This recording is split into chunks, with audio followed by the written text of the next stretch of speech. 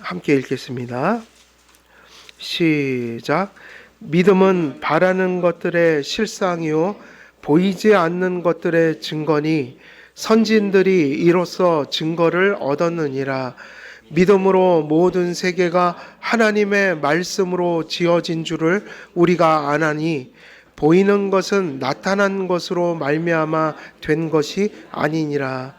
아멘.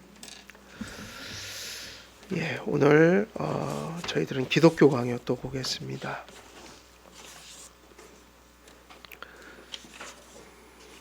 기독교 강요 믿음의 요소 그리고 확신과 신뢰 347페이지입니다. 347페이지입니다. 확신과 신뢰. 그래서 저희가 믿음을 이야기할 때 먼저 이제 지식을 얘기했죠. 그래서 믿음을 설명할 때 믿음이 믿음되는 요소들을 이야기하고 있는데 그 믿음의 요소, 믿음이 믿음되는 거, 그리고 믿음이 뭐냐? 이게 지금 뭐를 따라가냐면 지정의를 따라가고 있다는 게 중요해요. 그러니까 믿음은 우리 인격적인 거예요. 그 인격에서 일어나는 거죠. 그리고 이 믿음은 정의가 어떻게 이루어지냐면 지와 정과 의를 따라서. 그러면 이 정도 얘기가 되면 벌써 이제 상당한 암시가 우리에게 주어지죠. 그건 무엇이냐면 믿음은 우리 인격이 누구를 향하는 것이라고 볼 수 있어요. 하나님이요. 그래서 믿음은 이제 우리가 지난 시간에 지식으로부터 시작했죠. 지식이고 원래는 확신과 신뢰 이렇게 나누는데 이것을 이제 같이 이렇게 기독교 강요에는 구분 안 하고 설명을 한 것 같아요. 근데 엄밀히 더 구분하면 지적인 요소가 있고 그 다음 다뤄야 될 것은 무엇일까요? 그건 정서적인 요소예요. 인간에게는 지와 뭐가 있기 때문이죠. 정서. 그런데 우리는 믿음이 좋다라고 하는 것을 아니면 내가 지금 은혜를 받았다라는 것을 보통은 그 정서적인 그 믿음의 지향, 그러니까 내 정서가 누구를 향한다는 거죠? 하나님을. 그러면 그것을 보통 어떻게 이해를 했을까요? 당연히 감정주의적으로. 그러니까 막 뜨거운 거 있죠. 열렬한 거, 막 뒤집어지는 거, 흥분하는 거, 막 전율을 느끼는 거.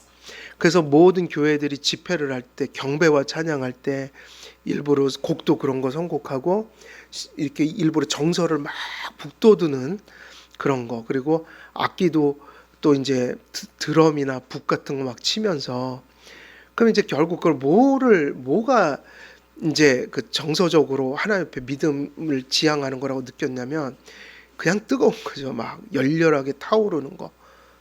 근데 여기서 얘기하는 정서적 지향은 그렇지 않다는 거예요. 그런 뜨거움은 사실은 매우 변덕스러운 거예요. 은혜가 임할 때 일시적으로 나타날 수도 있고 우리의 그 하나님을 향한 깨달음, 지식과 우리들의 신뢰가 열기를 뿜을 때 감정적으로 느껴지는 게 있을 수는 있으나 중요한 것은 정서적인 측면에서 믿음을 얘기할 때 그런 것을 의미하지는 않는다는 거예요. 그러니까 그것이 그쪽으로 가게 되면 많은 것들이 왜곡되게 된다. 우리가 왜 그러냐면 우리들의 정서는 특별히 이 죄성을 가진 인간들의 정서는 매우 그 변덕이 심해요. 변화무쌍하고 그리고 어떤 사람들은 이 뜨거움이 이제 사라지면 믿음도 사라졌다라고 생각하고 근데 실제로는 이렇거든요. 우리가 하나님 뜻을 더 추구할 때 우리 마음은 더 우울해질 수도 있어요. 그리고 우리는 엄청 죄 짓는데 내 마음은 왜 이렇게 정서는 뜨겁고 기쁜지 그런 되게 이상한 상황 속에 빠질 수도 있고 그래서 신앙은 나 좋다고 하는 게 아니라 주님 뜻대로 하는 게 신앙이 좋은 거죠. 그리고 특별히 소명이라는 거 말씀드릴 때도 그때 그런 말씀드렸죠. 소명의 특징은 내 좋은 일을 하는 게 소명이 아니라 하나님이 원하시는 일을 하는 게 소명이라고 그랬어요. 그죠? 소명은 내가 좋은 걸 하는 게 아니에요. 근데 한국은 대부분 그렇게 해요. 내가 좋은 걸 하고 싶어 해요. 근데 그러면 소명이 아니다 이거예요. 소명은 내가 좋을 수도 있고 싫을 수도 있는데 하나님 뜻이어서 하는 거죠. 그게 진짜 소명이죠. 그러니까 내 좋다고 하는 건 소명이 아니라는 거예요. 왜냐하면 나 좋다고 하나님도 그걸 기뻐하시는 건 아니거든요. 근데 주관성에 빠져버린 한국교회는 모든 은혜의 측도를 자기 정서를 들여다보면서 이게 믿음이니 이게 은혜니 그렇게 살아왔던 거죠. 그래서 우리는 어쩔 때는 우리 정서를 거슬려야 할 때가 더 많아요. 정서적으로는 막 그게 기쁘고 되게 뭐 좋은 것 같지만 우리는 하나님의 말씀에 비추어서 야 이건 아니다. 어쩔 때는 정서적으로는 너무 힘든데 그걸 뭐라고 하냐면 거룩한 부담감이라고 하죠. 정서적으로는 너무 힘든데 하나님 뜻이어서 가는 것도 있죠. 근데 그런 게 더 많은 것 같아요. 제가 살아보니까 내가 좋고 하나님도 좋으시면 좋은데 내가 좋지만 하나님이 싫어하는 것도 엄청 많거든요. 그러니까 내 주관성이 기준이 되면 우리가 신앙생활을 바르게 할 수는 없어요. 그러니까 성경에는 뭐라고 얘기하냐면 우리들의 구원과 구원받은 자의 삶의 표준은 신약 성경과 구약 성경이다 이렇게 가르치죠. 이 세례 교육할 때 배우는 거 아니겠어요? 그러면 정서적인 지향성은 뭘까요? 묻는 거예요. 정말 그러니까 우리가 성경적으로 이게 바로 우리의 정서가 하나님 앞에 믿음으로 나타난 거다. 그럼 그게 뭘까요? 그거는 성경에서는 그걸 가리켜 확신이라고 부릅니다. 그러니까 정서적인 뜨거움이라는 거 있잖아요. 그러니까 우리가 막 감정이 널뛰는 것을 뜨거움이라고 안 하고 성경은 이런 걸 뜨거움이라고 해요. 그래서 가끔은 매우 절망적인 상황 속에서 때로는 너무 침체된 모습이지만 그리고 때로는 너무 차가운 모습이지만 실제로 신앙은 뜨거울 수 있다는 거예요. 그래서 교회에선 좀 조심하셔야 돼요.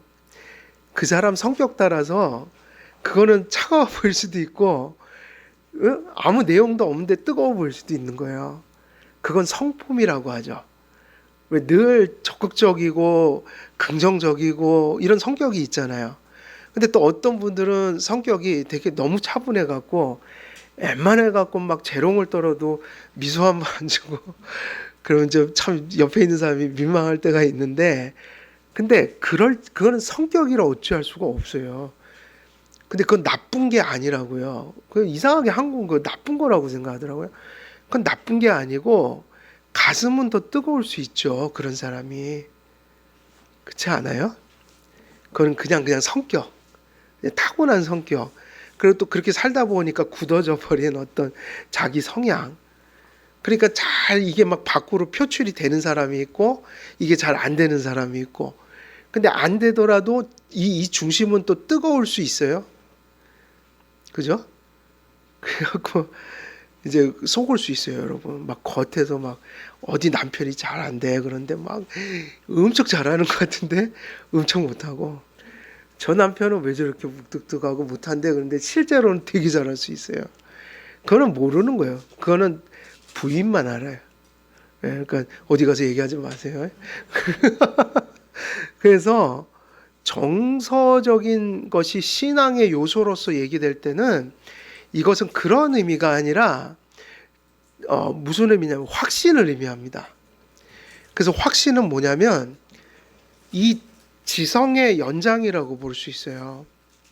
여러분 확신은 언제 하죠? 확신은 지성의 끝자락이라고 할 수 있어요.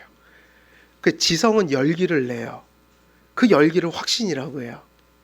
그러니까 우리가 보통 얘기하는 그 감정을 막 조작하는 그런 예배 있죠.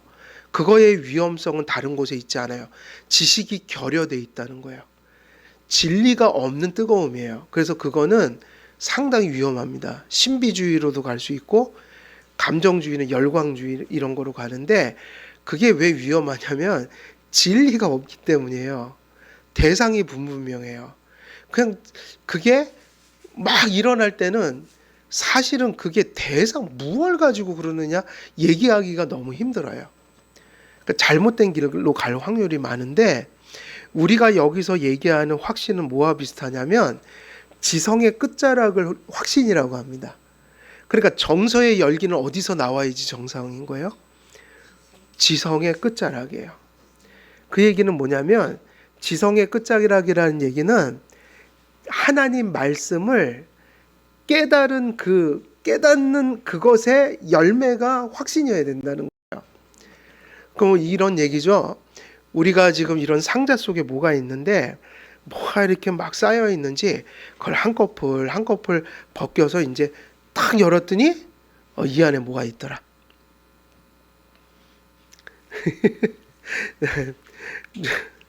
아, 나 참 안 할래요. 또 주은이 얘기하려다가 혼날 것 같아갖고 안 할래. 지금 막 유혹을 받았습니다. 안 하는 게 맞죠. 싫어하는 건 안 해요. 뭔가를 이렇게 막 먹는데 이게 이제 이게 뭘까? 이게 뭘까? 상상을 하다가 이게 탁 열리면 이제 그 확신을 하는 시점이잖아요. 그러니까 그 과정은 그게 무언지를 이렇게 파악하는 과정이 있다면 그게 이제 끝자락에 간 게 탁 열려고 뭐가 본 거예요. 여기에 지금 보니까 선물이 뭐가 들어있더라. 그럼 이제 그때 이거구나 확신이 탁 되는 거죠. 그러면 이게 뭐냐면 이제 우리가 하나님 말씀을 들어요. 그리고 이제 하나님 말씀을 듣고 배웠어요. 근데 듣는 시점이 확신하는 시점은 아니잖아요.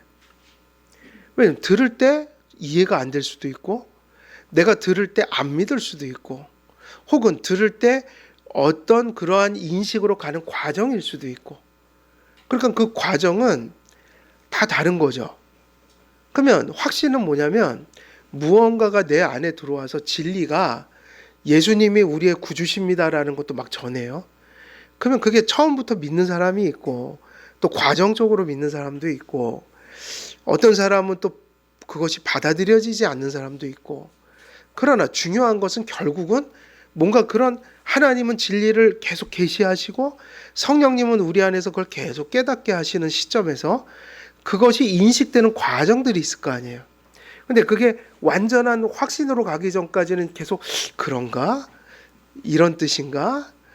뭐 거기까지 이제 가다가 어느 시점에서 야 이거구나 이렇게 되는 시점이 있죠. 그러니까 그거는 뭐에 대한 딱 이제 그 시점인 거예요. 인식의 과정이 쭉 되어오다가 깨닫다가 이제 이렇게 되는 시점.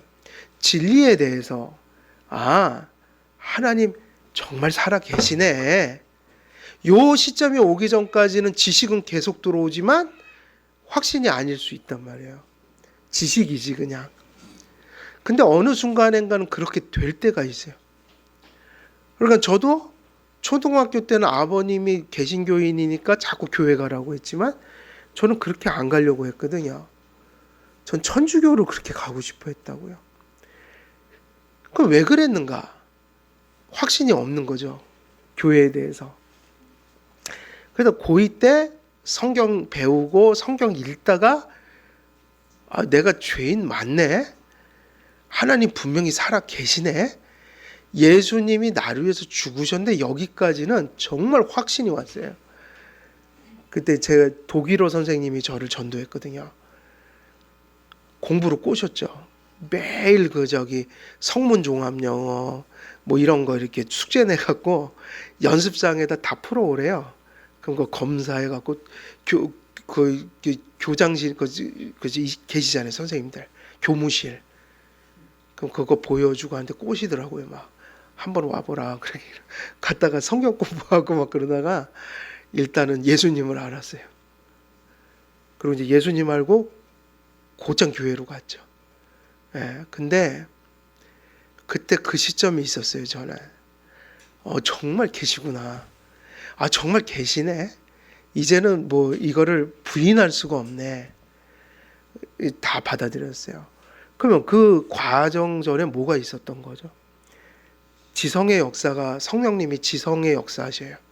계속 진리를 깨닫게 하셔요. 그러다가 이제 성령님이 그게 확신이 되게 하시면 그렇게 되는 거죠.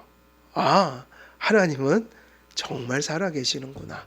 그럼 뭐가 깨달아진 거예요? 뭐가 확신된 거예요? 하나님의 말씀이라는 분명한 진리 내용이 확신이 되는 거예요. 그러니까는 우리의 뜨거움은 어디냐면 그 확신을 뜨거움이라고 해요. 진리에 대한 나의 확고함을 뜨거움이라고 한다고요. 막 북치고 장구치고 뭐 이게 뜨거움이 아니라 진리에 대한 뭐가 뜨거움이라고요? 확신이요. 그래서 성경에 보면 이런 얘기가 나와요. 엠마오로 가는 제자들이 예수님께서 그 말씀을 풀어주시니 그때 예수님인 걸 못 알아봤죠. 부활해서. 그때 누군가 와서 자꾸 가르쳐 주는데 뭘 가르쳐 주냐면 성경 말씀을 전해 주셨는데 그때 엠마오로 가는 제자들이 그렇게 얘기했다고요. 우리의 마음이 뜨겁지 아니하더냐. 말씀을 들을 때. 그 뜨거움은 뭐냐면 그 말씀이 내게 뭐로 됐다는 거예요? 확신으로 다가왔다는 거야. 물론 감정적인 열기가 날 수도 있지만 그건 꼭 감정은 아니에요. 그러니까 그런 의미의 감정은 아니다. 여기서 말하는 정서적인 믿음의 요소라는 것은 그 확신에 딱 이르를 때 일어나는 그 진리에 대한 확신의 열기라고 볼 수 있는 거예요. 그러나 결국 우리가 얘기하는 뜨거움은 우리의 주관성 속에서 일어나는 것이 아니라 진리라는 대상에 대해서 일어나는 확신이라는 분명한 그 틀 속에 일어나는 열기. 그게 뜨거움이다. 그러니까 여러분들이 그 확신을 가지면 삶이 뜨거워질까요? 안 뜨거워질까요? 예배를 드리더라도 확신을 가지고 드리면 다르죠. 확신을 가지고 드리니까 진지해지죠. 그 예배가 즐겁죠. 무슨 얘기냐면 확신은 행동을 진지하게 만들어요. 그러니까 그냥 뭐 락, 뭐 페스티벌 하듯 그렇게 미쳐 돌아가는 그런 감정이 아니라 삶이 진지해지고 행동이 진지해지는 거예요. 그러기 위해서는 뭐가 뜨거워야 되는 거예요? 삶이 뜨거워야 된다. 감정만 막 이렇게 기복을 막 왔다 갔다 하는 게 아니라 뭐가 뜨거워지냐면 삶 자체가 뜨거워져야 돼요. 그럼 뜨거워진다는 게 뭔가 그 하나하나를 하나님이 주신 말씀에 비추어 확신하게 되므로 예배를 드리든 또 오늘 같은 경우는 에베소서 말씀을 통해서 가정 얘기를 했잖아요. 그럼 뭐가 진지해지는 거예요? 가정 삶이. 그러면 그게 뭐죠? 그의 행동이 뜨거워진 거예요. 삶이 진지해져야 된다. 행동이 진지해져야 된다. 달리 말하면 감정만 뜨거운 게 아니라 삶이 뜨거워져야 된다는 거예요. 그러면 그 삶이 뜨거워진다는 걸 다시 바꿔 얘기하면 그 사람이 말씀을 듣더니 모든 생활을, 예배와 생활을 확신 속에서 하는구나. 그럼 결국 이 얘기가 이 꼴이 되죠. 저분이 말씀 듣더니 삶이 뜨거워졌어. 그 얘기는 삶을 무엇을 가지고 살아간다는 얘기예요? 확신을 가지고. 무엇에 대한 확신이죠? 하나님 말씀이요. 그러니까 우리가 얘기하는 뜨거움은 분명한 내용과 대상이 있어요. 그 내용에 대해서 뜨거운 거예요. 근데 그 뜨거움이 뭐냐? 확신이다.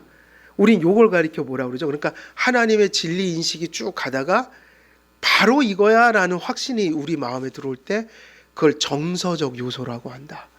그리고 그 확신을 뭐라고 그러냐면 믿음이라고 불러요. 그러니까 우리에게는 믿음이 뭐냐? 지식과 뭐예요? 이제 확신이에요. 이것이 일치해야 돼요. 이게 같이 있죠, 사실은. 지식이 없는데 확신이 있다 그러면은 말이 안 되잖아요. 그 지식에 대한 끝자락이 확신이니까. 근데 우리에게는 그것이 있어야 된다. 날마다 듣지만 계속 퀘스천이다. 계속 그게 안 되는 거예요. 확신. 그게 바로 믿음이 아닌 거예요. 믿음은 언제나 그 종착역에 이르러요. 성령께서 우리에게 지식을 주셨다는 건 그게 정말 믿음이라면 확신이 돼야 된다. 왜 존 웨슬레도 그 사람이 확신이 없던 적이 있었어요. 예수님에 대한. 그래서 모라비안 교도들이 물었죠. 오늘 죽어도 당신은 천국에 갈 확신이 있습니까? 그러니까 웨슬리가 뭐라고 얘기했을까요? 목사였거든요. 그가 선교사였어요. 그때. 근데 목사가 그렇게 얘기하는 거예요. 그러니까 믿음이 없는 사람이에요. 뭐라고 그랬을까요? 그러기를 바랍니다. 그랬어요. 그랬으면 좋겠습니다. 그러니까 모라비안 교도들이 확신을 가지셔야 되겠네요. 계속 기도하십시오. 확신에 이를 때까지. 이제 나중에 저기 올더스게이트 교회 거기서 로마서 서문을 루터가 쓴 로마서 서문을 듣다가 의인은 오직 믿음으로 말미암아 살리라. 그게 귀에 확 들어올 때 그때 그가 얘기한 게 그 얘기였어요. 가슴이 뜨거워졌다. 저도 이제 적어도 그 근본적인 신앙에 대한 확신이 들어온 거예요. 그때 그가 그렇게 표현했어요. 뜨거워졌다 마음이. 그 뜨거움이 그냥 뜨거움이 아니고요. 하나님 말씀이 확신되는 거예요. 그럼 우리가 삶 속에서 뜨겁다는 건 일하면서 뭐 하면서 계속 하나님 말씀 붙들고 살면 진지하게 그 삶을 살 때 그게 뭐죠? 뜨거워지는 거죠. 확신이 없으면 아무것도 못합니다. 우리는 확신을 가지고 살아야 돼요. 그래서 이제 두 번째 요소가 설명이 됐죠. 두 번째 요소는 뭐죠? 정서적 요소. 그것은 진리 인식에 도달한 그 인식의 끝자락에서 나타나는 그 정서적 응답, 하나님의 반응, 하나님을 향한 지향성, 그걸 우리는 뭐라고 부르냐면 믿음의 요소로서 확신이라고 부르고, 그 확신이 될 때만 뜨거워져요. 기독교적인 뜨거움이 나타나요. 그러니까 우리가 가만히 생각해 보세요. 교회 와서 은혜 받았습니다. 설교 시간에. 그럼 언제가 은혜를 받는 거예요? 그냥 그 개념을 이해했습니다. 그러면 은혜 못 받은 거예요. 개념을 이해했는데 맞습니다. 그게 확신이 된 거예요. 그럼 뜨거워지고 그분이 느낄 때 나는 은혜 받고 돌아간다고 하는 거예요. 근데 들었는데 퀘스천만 생겨요? 그럼 은혜를 받을까요? 못 받을까요? 확신이 없으면 그건 기쁨이 없어요. 그거는 정서적인 기독교적인 의미에서 뜨거움이 아니다. 그럼 언제 그런가? 확신이 들 때. 그리고 그 확신이 이제 삶과 예배로 가서 그 모든 행위 속에 그 확신을 가지고 살아갈 때 그 삶의 모습은 한마디로 얘기하면 그거, 그 사람의 참 신앙이 뜨겁구나. 뜨겁다. 그거는 성격하고 상관없는 겁니다. 성격은 그냥 타고나는 거죠. 그 진짜 날마다 뜨거운 분 계셔요. 날마다 차가운 사람도 있어요. 그렇다고 해서 신앙이 뜨겁고 찬 건 아니에요. 하나님은 그래서 뭘 보신다고 그랬어요? 그 중심을 보시죠. 우리는 구태여 막 북치고 장구치고 안 하는 거예요. 그렇게 안 해도 우리는 정말 바르게 뜨거워져야 합니다. 북을 안 쳐도 우리의 마음은 언제나 뜨거워져 있어야 돼요. 그건 무엇인가?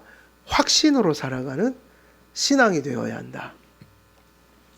그래서 칼뱅은 믿음이 그 요소로서 지식과 함께 확신과 신뢰를 포함한다고 가르칩니다. 그래서 일단은 지금 어디까지 얘기했죠? 지식과 확신이에요. 구원받는 믿음은 이 세 요소가 함께 존재합니다. 믿음의 요소로서 확신을 표현하기 위해서 여기 어떤 얘기가 나왔죠? 확실하고 확고한. 그럼 뭐가 확실하고 확고해지는 거죠? 들은 진리 내용이 내게 있어서 확고한 것으로 수용되는 순간, 이거를 확신이라고 해요. 믿음은 의심스럽고 가변적인 의견이나 모호하고 혼란스러운 개념 모두에 만족하지 않습니다. 그러니까 개념은 우리가 아무리 배워도 하나님 말씀은 계속 자라가야 돼요. 그죠? 성경에 보이지 않는 세계를 얘기하니까 1년이 지나고 2년이 지나면서 또 깊어지고 깊어지고. 그러니까 교회는 같은 주제를 계속 전해야 돼요. 예를 들면 삼위일체 배우고 또 배우고 또 배우고, 그러면 배울수록 더 깊어가고. 근데 개념은 우리가 언제나 딱 이렇게 완전할 수가 없어요. 그러니까 계속 배워야 된다고요. 그런데 개념을 계속 이해해가지만 우리가 그 하나님의 기준에서 완전한 데까지 이르러야 확신이 생기는 것 아니잖아요. 그죠?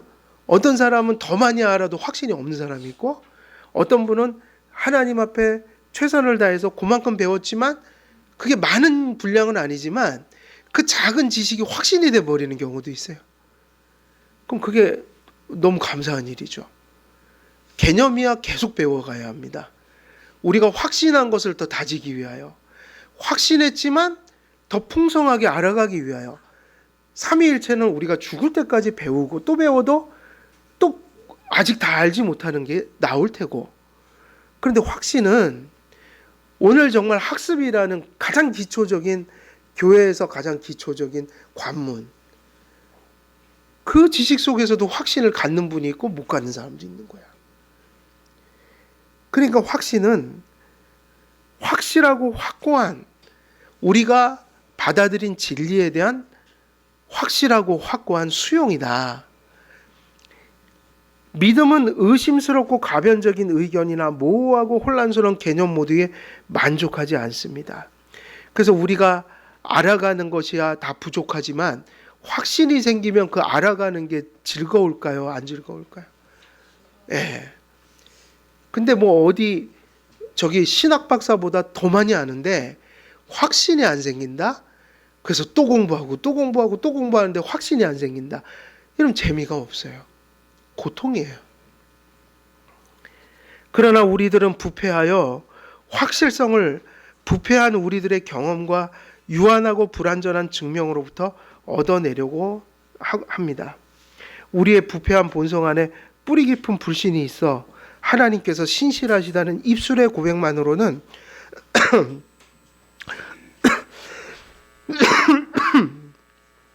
확신에 이른 믿음에 이를 수 없습니다. 그러므로 확신에 이르는 믿음은 사변적이고 인간적인 사변과 논증으로 해결될 수 있는 것이 아닙니다. 그래서 여러분, 창조과학 있죠. 창조과학. 창조과학은 자연신학이에요. 그래서 이거는 과학으로 창조를 좀 설명하려고 노력을 하죠. 근데 이게 안 된다고요. 이게 약간 반대예요. 창조의 기원을 과학으로 풀 수 있어요, 없어요? 창조의 기원을 과학으로 풀 수 있냔 말이에요.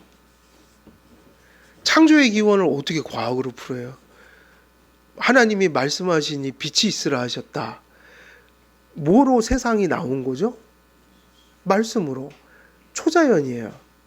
과학은 나온 결과들이에요. 거꾸로 어떻게 하나님을 설명해요? 창조를. 그러니까 창조과학은 내가 믿으니까 가능한 거예요. 더 풍성하게 세상을 더 일관된 모습으로 과학을 추구할 수는 있으나 창조과학으로 믿음을 만들 수 있나요? 없나요? 만들 수가 없어요. 그리고 창조과학 때문에 예수님 믿었다 그러면 말이 안 되는 거예요. 성경 말씀을 통해서 예수님을 믿고 하나님이 창조주이신 걸 말씀을 통해서 우리가 기원을 아는 거지, 창조과학에 어디 기원을 설명하는 얘기를, 논증을, 증명을 한 바가 있나요? 그는 진화론자들도 마찬가지예요. 진화론자들도 과학으로 하나님 없다는 걸 증명한 적이 있나요? 그건 다 과학 속에서 노력하고 발버둥 칠 뿐이에요. 사실은 정석은 성경을 통해서 하나님이 이 세상을 지으신 것이 확신들어야 그게 진짜 믿음인 거죠. 그리고 창조의 기원은 과학이 아니라 계시를 통해서만 알려질 수 있어요. 그리고 그 믿음을 가지고, 성경의 믿음을 가지고 우리가 과학을 보면 창조과학 비슷한 게 나오는 거죠. 그래서 저는 창조과학도 조심스럽게 다뤄야지, 그거 갖고 다이렉트하게 뭐 그거 가지고 아니죠. 창조과학 갖고 갑자기 무슨 믿음 같은 게 생겼다면 그다음에 가르쳐야죠. 창세기 1장 2장 가르쳐서 이거 봐, 첫날 어떻게 하셨고 둘째 날을 어떻게 하셨고 창조의 목적은 무엇이고 그 창조의 기원은 이랬어. 근데 창조과학에서 배우고 와서 이건 못 받아들이겠다? 이거는 기독교 신앙이 아닌 거잖아요. 그래서 사실은 성경 갖고 믿는 게 바른 거예요. 그리고 성경을 믿어지지 않아 갖고 그런 건 창조과학을 수천만 권 창조과학의 책 읽어도 성경이 안 믿어지면 그 사람은 기독교 신앙은 가질 수 없는 거죠. 그래서 우리는 그걸 생각하셔야 돼요. 정상적인 확신은 말씀에서 오는 거예요. 창조에 대한 믿음은. 그리고 그게 된 사람이 뭐가 유익이 되죠? 창조과학에서 그런 걸 믿음의 관점에서 과학을 풀어놓은 걸 개연성적인, 적어도 믿으니까 우리는 과학을 그렇게밖에 볼 수가 없거든. 이렇게 얘기하면서 우리가 조금 더 창조의 신앙을 풍성하게 만들거나 혹은 안 믿는 자들 때문에 그런 게 존재하는 거죠. 안 믿는 자들을 제어하려고. 내버려두면 우리를 그냥 엉망진창을 만들어 놓을 거 아니에요. 진화론자들이. 그러니까 우리도 논리적으로 이 방어할 막이 있어야 되잖아요. 그러니까 믿는 자에게는 그게 필요 없다고요. 안 믿는 사람들 때문에 창조과학 같은 변증이 필요한 거예요. 우리도 과학적으로 얘기할 게 있다. 너희들이 얘기하는 게 뭐 진화론이라고 그러는데 아니거든. 우리도 과학적으로 보면 과학을 통해 창조를 개연적으로 바라볼 수 있는 너희들보다 더 센 논증이 있거든 하면서 대결을 하는 거라고요. 근데 그런 게 다 누구한테 왜냐면 믿는 사람에게는 필요가 없어요. 안 믿은 사람들 때문에 자꾸 그런 방어막을 펼치는 거지. 그러니까 중요한 건 성경 계시를 통해서 하나님이 창조하신 세계의 기원을 오늘 읽은 히브리서 말씀처럼 그렇게 받는 것이 정상이다. 그래서 확신에 이르는 믿음은 사변적이고 인간적인 사변과 논증으로 해결할 수 있는 게 아닙니다. 논리로 확신이 되는 게 아닙니다. 그래서 가끔 전도하다 보면 별의별 논리를 다 펴서 전해도 절대로 안 받아들여요. 안 받아들이는 사람들이 있어요. 확신에 찬 믿음, 확신에 이른 믿음은 하나님의 말씀의 권위로부터 세워집니다. 여러분, 확신은 어디서 온다고요? 하나님 말씀이 진리이기 때문에 그 진리가 보여지면 그거에 순복하고 무릎을 꿇을 수밖에 없는 거예요. 근데 왜 그 좀 전까지는 그게 안 보이는 걸까요? 왜 말씀을 들어도 순종이 안 되고 말씀을 들어도 믿음이 안 생기는 걸까요? 성경은 언제나 그 빛을 비추고 있으나 그것이 아무리 태양빛처럼 강렬해도 눈이 먼 사람은 그 빛을 볼 수가 없죠. 그래서 누가 우리 가슴속에 역사해 주시면 금방 하나님의 말씀이 하나님 말씀인 것을 알게 될까요? 성령님이요. 그래서 두 가지로 하는 거죠. 하나는 외적인 객관적인 진리, 성경. 그리고 우리 내면에서 그 성경이 진리인 것을 깨닫게 하시는 누구의 역사예요? 성령의 역사. 이 두 가지만 있으면 그는 진리를 보게 돼요. 그래서 인간의 논리로 이게 되는 게 사실은 아니죠. 무오하고 초월적인 하나님의 계시가 자신을 낮추어 우리에게 찾아오신 하나님을 통해 주어지기 전까지 우리의 마음은 어떠한 견고한 확실성의 기초도 가질 수가 없어요. 그래서 여러분, 내가 어떤 진리를 지식적으로 깨닫고 그 진리가 확신이 되었다는 것은 하나님의 사랑을 받았다는 의미로 환원될 수 있어요. 여러분, 그 사랑이 가장 큰 사랑입니다. 그러니까 하나님은 많은 걸 주셔요. 하나님은 엄청난 걸 많이 주십니다. 그리고 하나님 그 말도 맞아요. 하나님이 영적인 것만 주시고 신앙적인 것만 주시고 우리 현실적인 걸 안 주시면 우리가 살 수 있어요? 그건 아니잖아요. 하나님은 보이는 거 보이지 않는 거 여러분이 걸친 옷 한 벌도 다 하나님 주신 거예요, 사실은. 그래서 가난하고 부한 걸 떠나서 우리가 사실은 받은 게 없으면 지금까지 못 산 거예요. 중요한 얘기죠. 우리는 뭔가를 받아서 살았다고요. 육신적인 것도. 그런데 그 많은 사랑을 받는 것이 맞지만 그 사랑 중에도 정말 대단한 사랑을 받은 거예요. 뭐냐? 남들이 보지 못하는 것을 보게 한 사랑. 어떤 사람들은 믿고 싶어도 지난번에 말씀드렸죠. 못 믿는다고 그랬잖아요.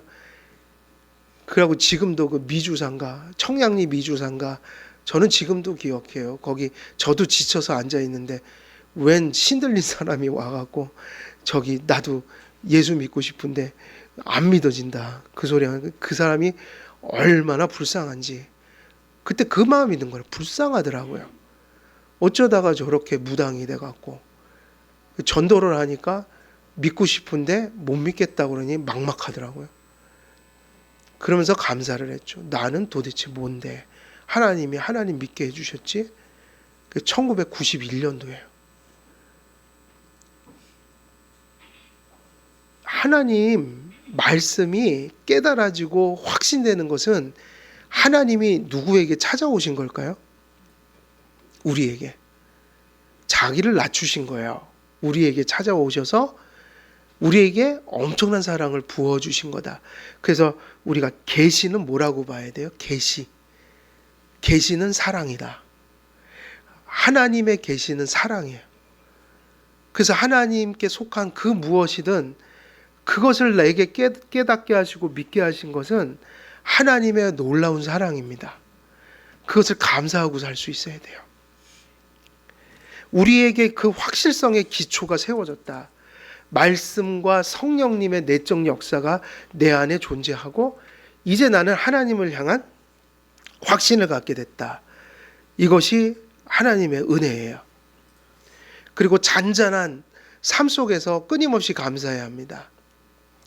하나님이 우리를 붙들어 주시지 않았으면 우리는 예배도 바르게 드리지 않고 삶도 엉망진창이고 늘 삶 속에서 주님을 잊어버리고 살았을 텐데 하나님이 나를 사랑하셔서 그 말씀이 또 기억돼서 오늘도 내가 살아가는 삶의 현장 그 한가운데 속에 뭔가 믿음으로 살아가는 그 삶이 실제한다는 거, 그것은 여전히 또 하나님의 큰 사랑인 거예요.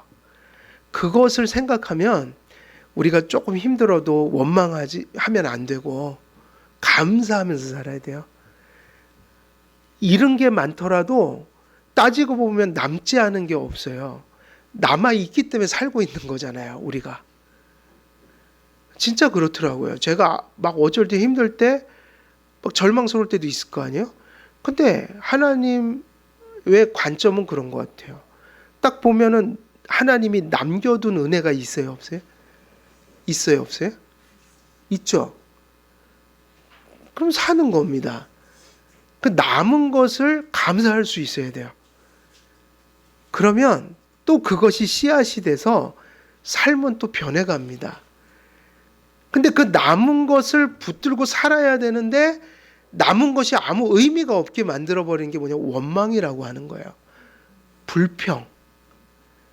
우리는 시각을 가져도 꼭 있는 거, 남은 거, 좋은 건 안 보고 꼭 뭐만 봐요? 잃은 거, 없는 거, 나쁜 거만 봐요. 그러니까 뭐가 없어요? 감사가 없죠. 근데 남은 것을 붙들고 살려면 감사가 있어야 돼요. 거기서 재기라는 게 나오고 회복이라는 게 나오고 더 좋은 것들이 나올 수 있어요. 근데 원망과 불평이라는 거는 사람을 어떻게 만들어 놓냐면 있는 것마저도 다 잊어버리게 만들어요. 있는 것마저도 다 상실하게 만들고 불평과 원망은 있는 것마저도 다 뒤엎게 만들어 버린단 말이에요. 그 감사는요, 우리가 가장 좌절스러울 때 우리를 버티게 만드는 정말 중요한 하나님을 향한 태도예요. 항상 감사하고 살면 좋겠어요. 그리고 잃어버려도 남은 것을 감사하고 세상을 바라볼 때도 꼭 어두운 것만 보지 말고 그죠? 하나님이 주신 것들을 또 발견해서 붙들고 그걸 살리려고 노력하고 그게 꼭 불씨 같지 않아요? 막 이렇게 불씨가 있을 수도 있지만 이게 불씨가 요만하게 될 수도 있잖아요. 근데 그 불씨를 끝까지 소중히 살려놓으면 또 이만큼 불이 또 타오르더라고요. 그 불씨를 꺼뜨리면 안 되는데 그 불씨를 꺼뜨리는 게 뭐예요? 그게 불평과 원망이에요. 하나님께 감사해야 합니다. 우리가 하나님께 뭘 감사해야 될까요? 하나님을 향한 그 믿음의 지식뿐만이 아니라 그 지식들이 내 안에서 확신이 된 거. 그래서 진정 내가 들은 말씀들이 내 안에서 구원하는 믿음이 된 거. 이런 걸 감사하는 게 중요하다는 거예요. 성령께서 하나님의 말씀을 듣는 자의 마음을 조명하시고 감화하셔서 그리스도께 속한 구원 진리를 깨닫고 믿게 하시어 하나님의 말씀이 그들의 믿음의 확신이 세워지는 기초가 되게 하십니다. 여러분, 성령님의 역사를 이런 곳에서 찾으면 얼마나 확실한지 몰라요. 성령님이 정말 내 안에 계시구나. 너무 확실한 성경이 가르쳐주는 성령 충만의 증거들이에요. 다른 건 다 불확실해요. 그래갖고 성령 충만인가 이게? 그럼 괜히 또 나중에 의심 들거든요. 근데 성경에서 이렇게 얘기했기 때문에 우리가 이런 역사를 보면서 이곳에 성령이 충만하구나 이렇게 확신하잖아요. 그럼 확신할 만하다. 정말 확실한 증거다. 우리 안에 하나님에 대한 지식이 견고해지고 확신이 견고해진다. 이것이야말로 성령님의 역사가 우리 안에 역사하고 있다. 정말 중요한 역사죠. 그래서 이러한 확신이 결여된 사람의 하나님의 자비와 관용에 대한 사유는 중간에 멈춘 것과 같아서 평정과 평온함이 없고 혼돈과 불안과 머뭇거림에 사로잡힙니다. 여러분, 하나님 들은 말씀이 확신이 되지 않으면 어떻게 될까요? 아까 여기서 그 얘기했죠? 평정과 평온함이 없고 혼돈과 뭐가 있다고요? 불안, 머뭇거림이 계속 그 사람을 지배하는 거예요. 그러니까 왜 그럴까요? 라고 물으면 뭐가 없기 때문이에요. 근데 그 앞에 중요한 얘기 나왔죠? 뭐에 대한 확신이냐면 하나님 말씀 뭘 가르쳐 주냐면 은혜 언약 속에서 우리에게 베푸신 하나님의 자비와 뭐죠? 관용. 하나님이 나에게 자비를 베푸셨어. 나에게 용서를 베푸셨어. 그럼 이 확신이 없게 되면 우리는 당연히 어디로 갈 수밖에 없어요? 혼돈과 불안과 그리고 이거죠. 언제나 두 발을 담그고 사는 거예요. 여러분, 확신이 없는 믿음의 가장 큰 병폐는 무엇일까요? 확신이 없는 믿음의 가장 큰 병폐. 그거는 양다리를 걸치는 거예요. 한쪽은 세상에, 한쪽은 하나님께. 왜냐? 여기 지금 그렇게 적혀 있죠. 혼돈과 불안과 뭐가요? 머뭇거림. 그러면 당연하죠. 왜 머뭇거려요? 확신이 없으니까요. 우리가 목에 칼이 들어와도요, 이게 하나님이 기뻐하시는 거라면 소망이 있어서 그 길을 가요. 근데 왜 우리가 가끔 살아가다 죄를 짓죠? 언제죠? 그 길이 하나님이 기뻐하시는 길이요. 나에게 그 길이 사실은 최선이다. 하나님이 기뻐하기 때문에 그곳에 복이 있다. 근데 이게 확신이 안 되면 이게 아닌가? 자꾸 머뭇거리게 된다. 머뭇거리게 되면 뭐를 하죠? 타협을 하게 되죠. 진리의 문제에 있어서 그렇게 됩니다. 그래서 어떤 모습으로 살아가냐면 회색적인 모습으로 살아가게 돼요. 결단을 못해요. 당연하죠. 하나님에 대한 확신이 있어야 뭐가 되는 거예요? 결단이 된다는 거예요. 그러니까 좀 손해 보더라도 좀 힘들더라도 아니거든. 하나님 뜻대로 가는 게 우리에게 잘 되는 길이야.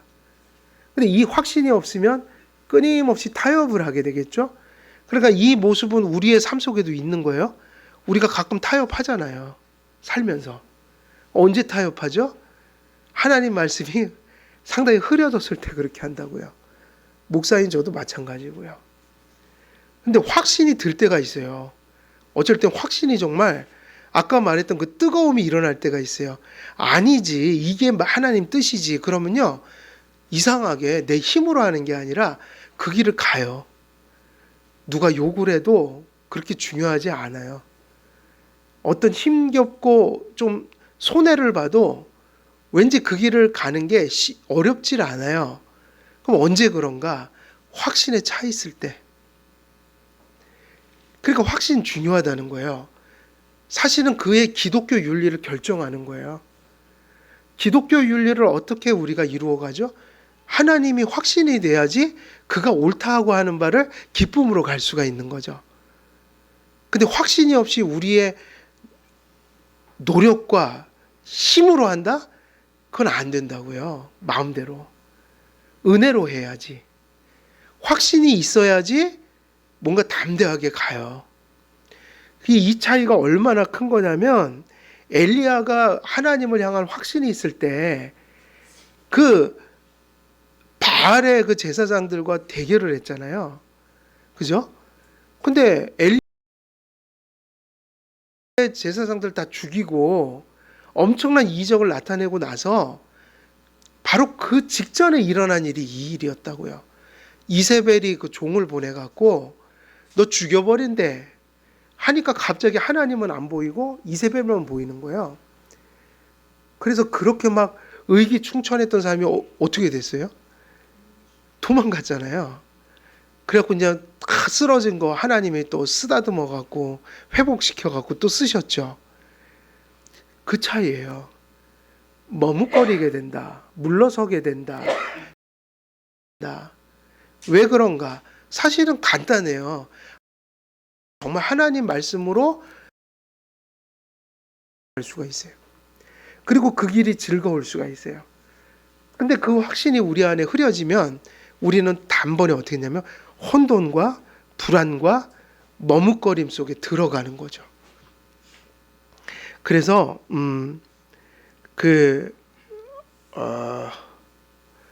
믿음은 확신 있는 믿음이어야 하며 확신 있는 믿음은 뭐를 낳는다고 그랬죠?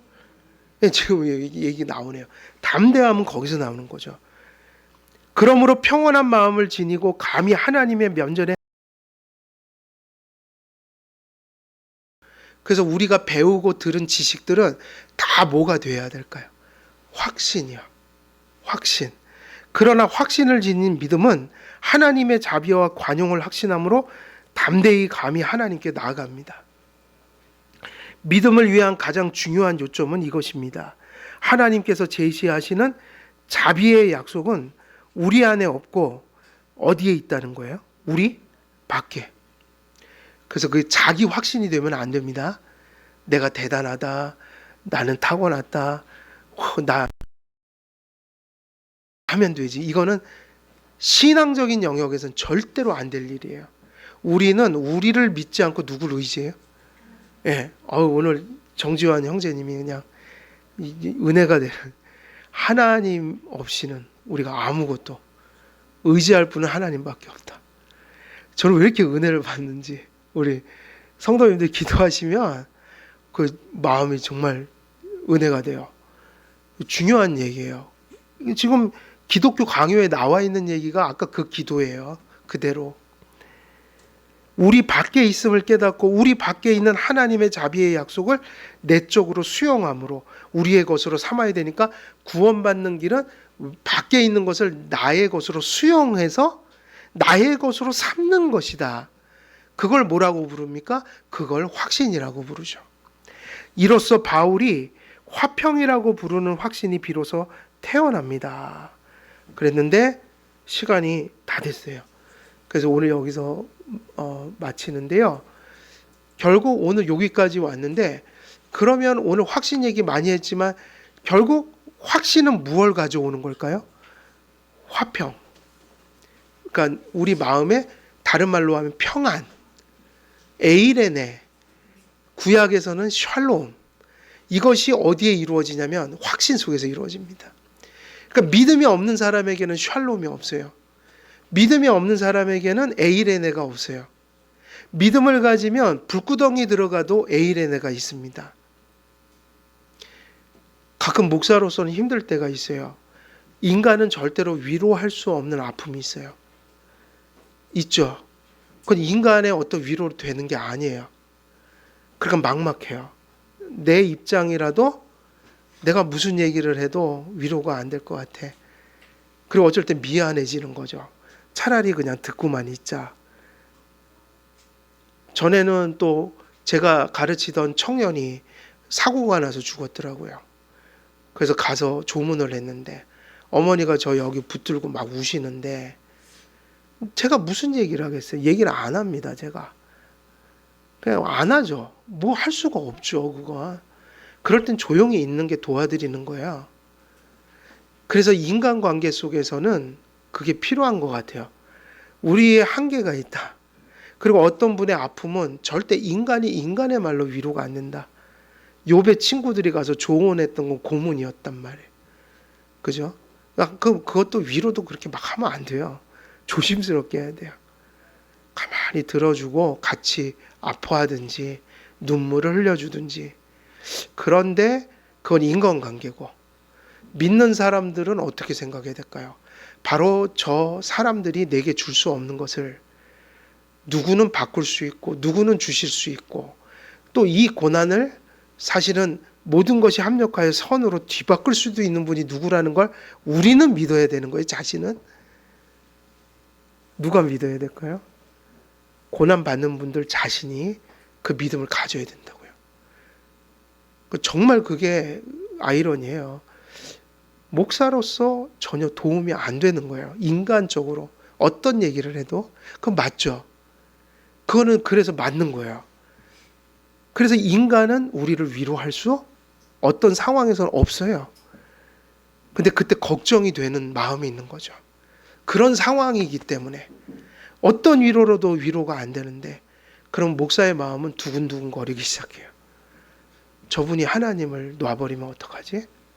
하나님을 그냥 잊어버리면 어떡하지? 하나님에 대한 소망마저도 다 놔버리면 어떻게 하지? 그런 가슴 속에 불안이 있는 거예요.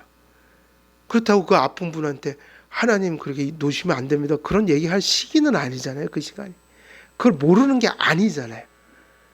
그걸 모를 리가 있나요? 매일 설교를 들었는데 저는 그걸 이해하는 거예요. 그 상황이 되면 그게 확신이 안 된다고요. 그러니까 바라는 거예요. 기도하는 거예요. 하나님 저는 이렇게 신방 와서 혹은 저분하고 이야기 나누면서 한마디도 도움이 못 되고 이렇게 돌아갑니다만 하나님 저희들은 못해도 하나님은 저들을 위로할 수 있으니까 저분 마음속에 하나님만은 놓지 않게 해주세요. 그리고 우리가 돕지 못하는 것을 하나님을 통해서 좀 그렇게 경험하게 해주세요. 그래서 하나님 어떤 절망이 있어도 그 하나님을 놓아서는 안 된다는 생각을 하게 해주세요. 그렇게는 마음속으로 기도를 하고 돌아오는 거죠. 근데 잊으면 안 됩니다. 하나님은 무에서 유를 창조하신 분이고 창조된 모든 것도 그분이 아니면 지금 먼지털 하나도 존재할 수가 없는데 우리는 지금 계속 창세기 1장, 2장, 성경 66권을 통해서 그 창조하시고 구원하신 하나님을 결국은 매 시간마다 전하고 있는데 우리가 그 확신을 놓으면 안 된다. 어디서요? 삶의 현장에서. 그리고 더 나가면 가장 절망스러운 자리에서도 바로 그 자리에서 그걸 붙들기 위해서 말씀을 주신 거라고요. 가장 절망스러운 자리에서 누구를 확신해야 돼요? 하나님을요. 근데 세상에는 그렇게 해서 잘된 사람 많아요. 누굴까요? 다니엘. 그리고 다니엘의 친구들은 어디 들어갔어요? 용광로. 다니엘은 또 어디 들어갔어요? 사자굴. 근데 다 잘 됐잖아요. 끝까지 확신을 놓지 않았잖아요. 담대히 들어갔죠. 하나님 배반은 전 못합니다. 차라리 죽겠습니다. 절 좀 도와주소서. 근데 저를 안 살려줘도 저는 하나님 믿는 게 가장 올바르고 선한 길이고 나에게 가장 복이 되는 길이라고 믿습니다 하고 들어갔잖아요. 하나님이 다 거기서 살려주셨잖아요. 그런 역사들은 믿음의 확신이 있는 곳에서 일어나는 역사죠. 그래서 믿음의 확신 되게 중요하다. 그래서 다음번에 이제 저희들이 더 나가면 이제 신뢰까지 가야 되는데 오늘은 확신까지 말씀 전하고 마치도록 하겠습니다. 제가 기도하고 마치겠습니다. 살아계신 하나님 아버지, 말씀을 듣고 저희들 가슴 속에 하나님께서 지식을 베푸시며 그 지식이 확신이 되어 하나님께 응답함으로 구원받는 신앙을 아버지 하나님께서 베풀어 주십니다. 또 구원을 받을 뿐만 아니라 이 확신을 가진 신앙을 가져야 우리가 세상과 타협하지 아니하며 담대한 믿음으로 또 세상을 이길 수 있음을 다시 한번 고백드립니다.